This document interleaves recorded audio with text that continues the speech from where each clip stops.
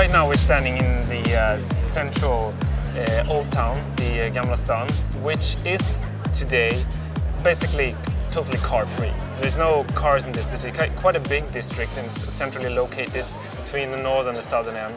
And what you have here is basically two long pedestrian streets which are always crowded. Half of it are tourists and half of it are residents. A lot of families actually live here.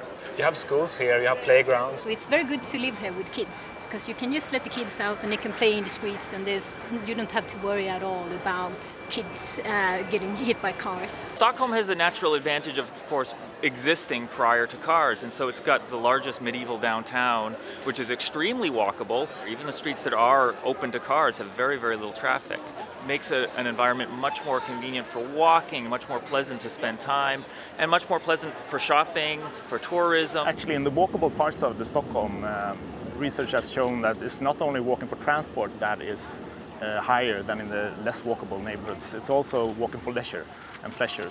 One of the lovely things is finding that at night people are still walking everywhere. Shops might be closed, but there's a sense of that this is a lovely thing to do. This is a fun social thing to do, to walk in the city and to be out at night feeling safe. The only people who are allowed to drive here are actually taxis if they have someone to pick up and the people who live here. And even they are not really allowed to drive here either unless they have a special permit. It's not so popular among people who like to drive cars everywhere. Now we're standing at Götgatan. It's a street in Stockholm in the area called Södermalm. The interesting thing about this street is that it was a car street until 2004. And after that, the politicians decided to make it a pedestrian street. But it was very controversial.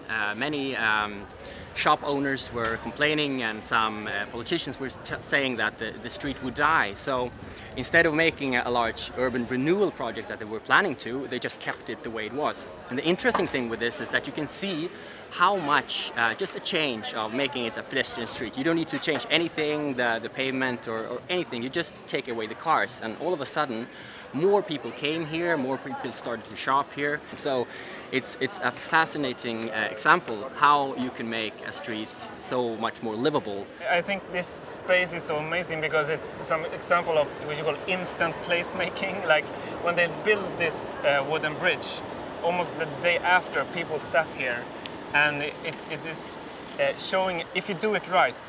If you do a little thing right, it doesn't have to be expensive. People will come, and this is somehow a perfect combination of south-facing, waterfront. You can see people, you can see water, you have a nice view, and so on and so on.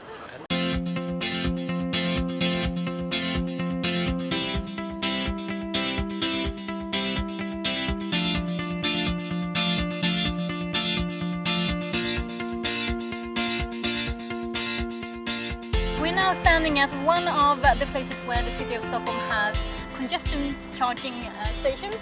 You can see them over there. It says it's 20 kroners at the moment to enter the city by car. The pricing for getting in and out of the city, it varies during the day. So during rush hours it's more expensive than during night and during the middle of the day when there's not that much traffic. The good thing about these tolling stations is that they use cameras. By using the cameras and linking it to the registration number on the car, they can see if this car actually is just going through the city and going out through another tolling station in another part of the city. And I think at the moment it's about 25% of the traffic in Stockholm is just passing through. Speaking about the congestion charges, it's interesting that from the beginning there was a skepticism and 70% of the people were actually against it. And now when you check of the opinions afterwards, 70% is positive. To own a car, on average in Sweden is about 6,000 crowns, which is about $950 per month. So it's quite pricey, which affects, of course, the driving, but also the attractiveness of public transport and walking and cycling has kind of made it that fewer people have a driver's license. And in Stockholm, about 1/3 of the 20-year-olds have a driver's license. And people here are more likely to decide on how to get around, what mode of transit to use, more based on what's better for everyone. And even when driving might be more convenient, A lot of times it's more expensive because of the systems that they've got set up here, but people will choose to take the train, they'll choose to walk, they'll choose to ride their bikes just because it makes for the city to be a safer, healthier, and more pleasant place to be.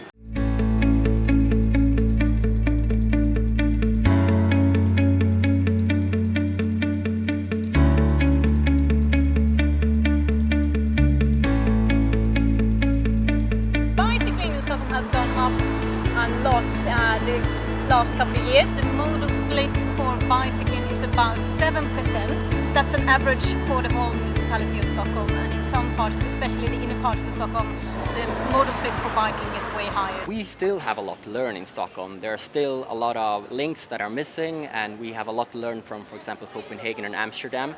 But the interest has never been this high among politicians and planners. One reason widening is because the number of bikers in Stockholm has increased with 100% the last 10 years. So more and more people are experiencing how easy it can be to bike, and the bike lanes get overcrowded. So we have a large need of investing more in bike lanes. You've seen the car-free part of Götgatan before.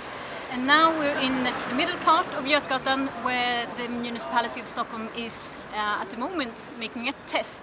The counting says actually that there are more cyclists passing the streets every day than there are cars.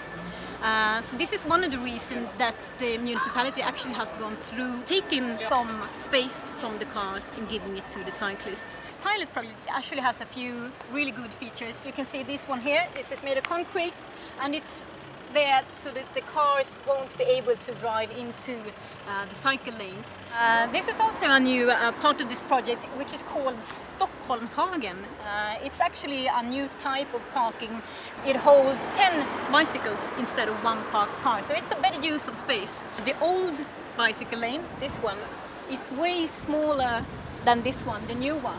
Since we have taken lanes from the cars from both directions, the municipality wants to see if it works or if there will be a traffic chaos.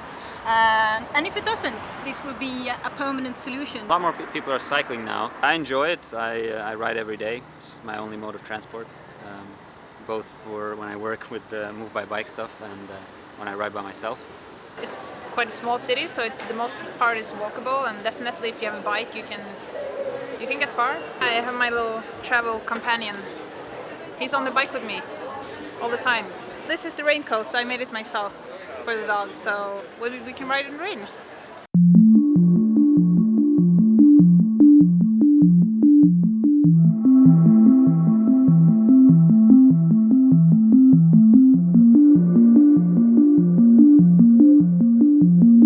There is a concept called Vision Zero, where you have an ambition, a political ambition, that no one should ever die in traffic injuries in the future. And in Sweden we've had that vision since 20 years back.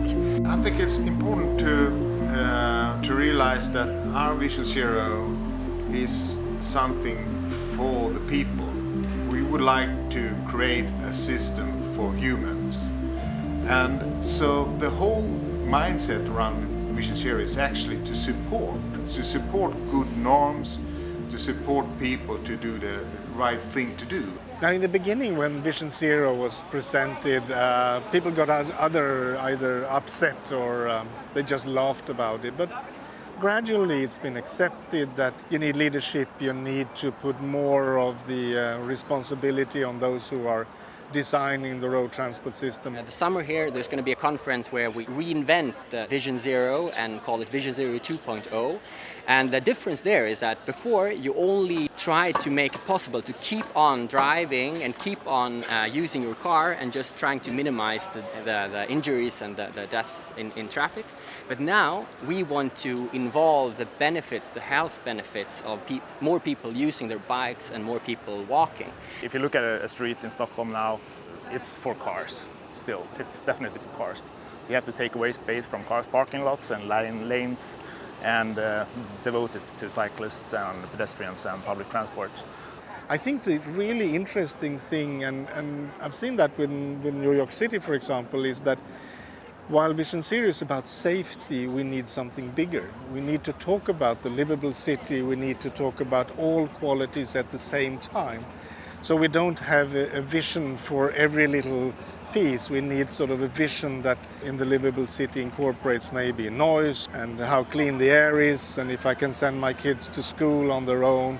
So it's both safety and it's about health. If you count in the health benefits, if you consider how much money it costs when people don't exercise, the concept of Vision Zero 2.0 is to count that as well. People are normally much better in creating safety when there is a social environment, when you negotiate with others out there. You need low speeds. Negotiation doesn't happen in 30, 40 miles per hour or 50 kilometers per hour. It happens down in 20 miles per hour or 30 kilometers per hour. There people start to see each other as humans, start to have that time necessary to react to things.